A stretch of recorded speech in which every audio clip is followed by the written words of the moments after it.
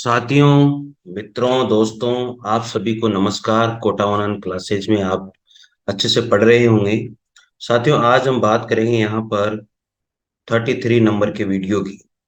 और question number से हम लोग स्टार्ट कर रहे हैं 241। साथियों, अभी तक हम लोग जो है आदिकाल के 240 क्वेश्चन कर चुके हैं। 240 क्वेश्चन नहीं है साथियों, वो 2000 क्वेश्चन आप मान के चलिए। 2000 क्वेश्चन तक हम लोग पढ़ चुके हैं। और जो भी स्टूडेंट पढ़ रहे हैं, आप पढ़ते रहिए, कंटिन्यू आपको वीडियो मिलते रहेंगे। और आपका सपोर्ट मुझे इसी तरह से मिलता रहे। और दिल से आप सपोर्ट कर रहे हो, और निश्चित रूप से आपका भी भगवान अच्छा ही करेगा साथियों। मुझे जहां तक लगता है इन क्वेश्चनों से कोई भी क्वेश्चन बाहर नहीं जाएगा। आप बस मेहनत करते रहिए और इन क्वेश्चन के प्लीज आप नोट्स बनाते रहिए। ठीक है, चलिए पढ़ते हैं 241 नंबर के वीडियो से। हाँ, एक बात मैं जरूर कहूंगा कि जो भी स्टूडेंट अगर पहली बार इन क्वेश्चनों को पढ़ता है, तो साथियों अगर आपको अच्छा लगे तो आप वीडियो जरूर लाइक और शेयर कीजिए, चैनल को सब्सक्राइब जरूर कर लीजिए, बेल आइकन को प्रेस करके रखिए ताकि आपको नोटिफिकेशन मिल जाए और एक भी क्लास आपकी नहीं छूटे। देखिए, 241 नंबर का प्रश्न है, पुष्पदंत किस शताब्दी के कवि थे? अब देखो, ये पहले भी ये क्वेश्चन आ चुका है। पुष्पदंत किस शताब्दी के कवि थे? वो 10वीं शताब्दी के कवि थे। किस शताब्दी के कवि थे? पुष्पदंत 10वीं शताब्दी के कवि थे। अब शिव सिंह सेंगर ने जो है पुष्पदंत को पहला कवि माना था। आपको पता है ना, हिंदी भाषा का पहला कवि शिव सिंह सेंगर ने पुष्पदंत को माना था। शिव पर चढ़ा पुष्प, इस तरह से हम लोग इसको ध्यान रख सकते हैं। शिव पर चढ़ा पुष्प याद हो जाएगा। तो पुष्पदंत जो है 10वीं शताब्दी के कवि है।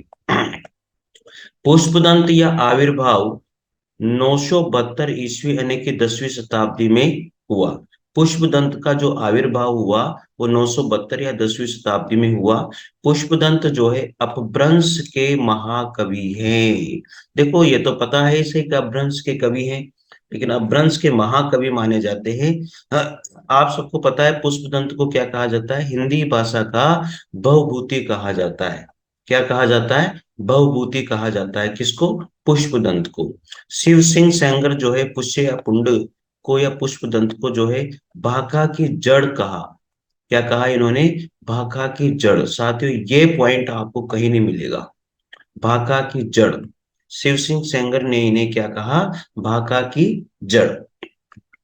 पुष्पदंत की 3 रचनाएं प्रकाश में आ चुकी हैं। एक है महापुराण, इसमें कुल 102 संधियां हैं। और एक है जस हर चरिव, यह काव्य 4 संधियों में पूरा हुआ। इसमें नाम निम्नानुसार यशोधरा का जीवन चरित्र और उनके जन्म जन्मांतरों का वर्णन इसमें मिलता है।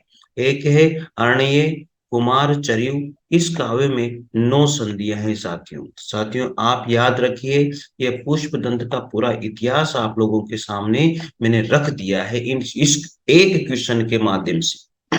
अब आप नोट्स बना रहे हो तो आप जरूर बनाइए। पुष्पदंत ने स्वयं को अभिमान मेरु, पुष्पदंत ने स्वयं को अभिमान मेरु, काव्य रत्नाकर, कवि कुल तिलक आदि उपाधियों से विभूषित किया। पुष्पदंत ने स्वयं को क्या कौन कौन सी उपाधियां दी है? अभिमान मेरु, काव्य रत्नाकर और कवि कुल तिलक। क्या कहा? कवि कुल तिलक। इन्होंने स्वयं ने अपने आप को इस तरह से भूषित किया है। शिव सिंह सेंगर ने पुष्पदंत को जो है बांका की जड़ कहा। और पुष्पदंत को हिंदी का बहुभूति भी कहा जाता है। पुष्पदंत 10वीं शताब्दी के कवि हैं। पुष्पदंत अपभ्रंश भाषा के महाकवि माने जाते हैं। पुष्पदंत की 3 रचनाएं हैं, महापुराण, जसहव चरिव और एक रचना है अणिये कुमार चरिव। ठीक है, याद हो जाएगा आप लोगों को। चलिए पढ़ते हैं अगले प्रश्न की ओर। दोहा कोश किसकी रचना है? दोहा कोश किसकी रचना है? सरप्पा की रचना है, अनेक बार आ चुका है। दोहा कोश किसकी रचना है? सरप्पा की रचना है। दोहा कोश सरप्पा या सरपाद 769 ईस्वी में रहे 8वीं शताब्दी के कवि हैं। हिंदी के प्रथम कवि माने जाते हैं। आप सबको पता है राहुल सांकृत्यायन के द्वारा इनको हिंदी का पहला कवि माना गया और सर्वमान्य मत भी यही है। सरप्पा हिंदी के साथ साथ सिद्धों के भी प्रथम कवि माने जाते हैं। सबरपा 780 की प्रमुख रचना चर्यापद है। सबरपा की जो है एक चर्यापद किसने लिखी है? सबरपा ने। यह एक प्रकार का गीत है जो सामान्यतः अनुष्ठानों के समय गाया जाता है। चर्यापद संध्या भाषा या संध्या भाषा के दृष्टकूट में लिखी गई रचना मानी जाती है साथियों। चलिए अगले प्रश्न की ओर बढ़ते हैं अब। इसमें नोट भी लगा हुआ देख लीजिए। महामोह उपाध्याय हरप्रसाद शास्त्री के बोध गान हो दोहा में सरप्पा और कृष्णाचार्य का दोहा संग्रहित है। इसे प्राचीन बांग्ला भी कहा जाता है। दोहा कोश में तिल्लोपा, सरप्पा, कणप्पा के दोहों को संग्रहित किया गया है, जिसका संपादन डॉक्टर प्रबोध चंद्र बागची के द्वारा किया गया था। दोहा कोश में जो है तिल्लोपा, सरप्पा और कणप्पा के दोहों को संग्रहित किया गया, और इसका संपादन जो है डॉक्टर प्रबोध चंद्र बागची के द्वारा किया गया। तो आप इसे याद रखिएगा, अच्छे हैं प्रश्न मतलब। 243 नंबर का प्रश्न है, रचनाकार के दृष्टि से निम्नलिखित कृतियों का सही अनुक्रम बताइए। इसका पहला ऑप्शन मुझे राइट लग रहा है, क्योंकि कुवल्यमाला, फिर राहुल वेल, फिर उक्ति व्यक्ति प्रकरण और फिर वर्ण रत्नाकर। तो पहले नंबर पे आएगी कुवल्यमाला, फिर राहुल वेल, फिर उक्ति व्यक्ति प्रकरण और फिर रत्नाकर। देखेगा किसने लिखी है इन रचनाओं को। यहाँ पर कुवल्यमाला जो है 778 ईस्वी में इसका रचना काल है, और उद्योतन सूरी इसके राइटर रहे हैं, रचनाकार रहे हैं। राहुल वेल 10वीं शताब्दी की है, और रोड़ा कवि इसके रचनाकार हैं। उक्ति व्यक्ति प्रकरण 12वीं शताब्दी के हैं, दामोदर शर्मा इसके रचनाकार हैं। वर्ण रत्नाकर 14वीं शताब्दी के हैं, ज्योतिश्वर ठाकुर इसके रचनाकार है साथियों। तो साथियों ये भी आप नोट कर लीजिए अपने रजिस्टर में, जहां पर भी आपने लिख रखा है। और जहां लिखा हुआ है वहां पर अगर आपने ये रचना काल नहीं लिखा हुआ तो ये नोट कर लीजिए। ठीक है, वैसे तो इनके बारे में तो आपने लिखा हुआ ही होगा कि कुवल्यमाला किसके, उद्योतन सूरी की। राहुल वेल किसके, रोड़ा कवि की। उक्ति व्यक्ति प्रकरण दामोदर शर्मा की। वर्ण रत्नाकर ज्योतिश्वर ठाकुर की। ये तो आपने लिखा होगा। ठीक है। अगला प्रश्न है 244 नंबर का। निम्नलिखित कवियों को उनकी कृतियों के साथ सुमेलित करो। स्वयंभू ने कौन सी कृति लिखी है? सबको पता है, पहुम चरिऊ किसकी कृति है दूसरे नंबर पर। पहुम चरिऊ किसकी है? स्वयंभू की रचना है। पुष्पदंत की महापुराण है, याद है ना। अब्दुल रहमान की कौन सी रचना है? अब्दुल रहमान की संदेश रासक है। और सरप्पा की कौन सी रचना है? चर्यापद है साथियों। कौन सी रचना है? चर्यापद। इस हिसाब से इसमें सेकंड ऑप्शन क्या हो जाएगा? राइट हो जाएगा। तो मैच कर लीजिए, अच्छे प्रश्न है भाई। पहुमचरिव स्वयंभू की रचना है। महापुराण पुष्पदंत की है। संदेश रासक अब्दुल रहमान की रचना है। चर्यापद सबरपा की है। राहुल वेल रोड़ा कवि की रचना मानी जाती है। इसके आगे, सरप्पा का संबंध निम्न में से किससे रहा है? सबको पता है सिद्धों से रहा है। देखो कितनी रिपीट हो रहे हैं, बार बार क्वेश्चन वो से रिपीट होते हैं। सरप्पा का जो संबंध है वो निम्न में से किससे रहा? सिद्ध साहित्य से रहा है। सरप्पा सिद्ध साहित्य से संबंधित हैं। राहुल सांकृत्या ने इनका समय जो है 769 ईस्वी माना, यानी कि 8वीं शताब्दी में माना है। इनकी रचना दोहा कोश है। सरप्पा के अन्य नाम सरपाद, सरोजभद्र, राहुल भद्र, ये सरप्पा के नाम है।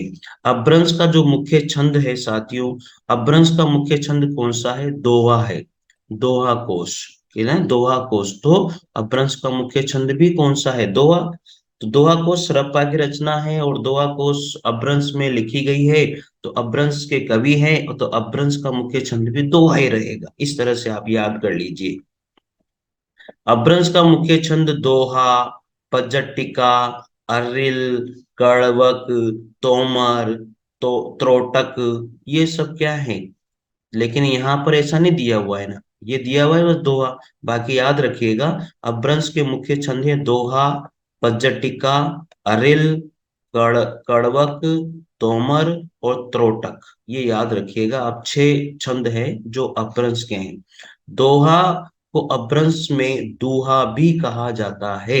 दोहा को अपभ्रंश में दूहा भी कहा जाता है। 247 नंबर का प्रश्न है, परमात्म प्रकाश के रचनाकार योगिंद्र हैं।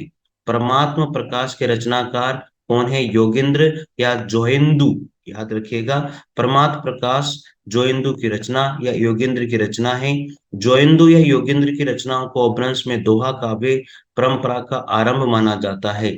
राम सिंह के पाहुन दोहा, हेमचंद्र के कुमारपाल चरित्र और मेरुतुंग की रचना है प्रबंध चिंतामणि। चलिए, कालक्रम के अनुसार निम्नलिखित कृतियों का सही अनुक्रम बताइए। पहले इसमें नंबर तो सबसे पहले तो पहुम चरियु आएगी, ठीक है। तो पहुम चरियु इसमें पहले नंबर पे दी हुई नहीं है, तो इसका मतलब सी ऑप्शन राइट हो जाएगा, डायरेक्ट दिख रहा है। पहुम चरियु, कुमार चरियु, विसल देव रासो और चंदन बाला रास। तो मैच कर लीजिए। पहुम चरियु स्वयंभू की रचना है 8वीं शताब्दी में।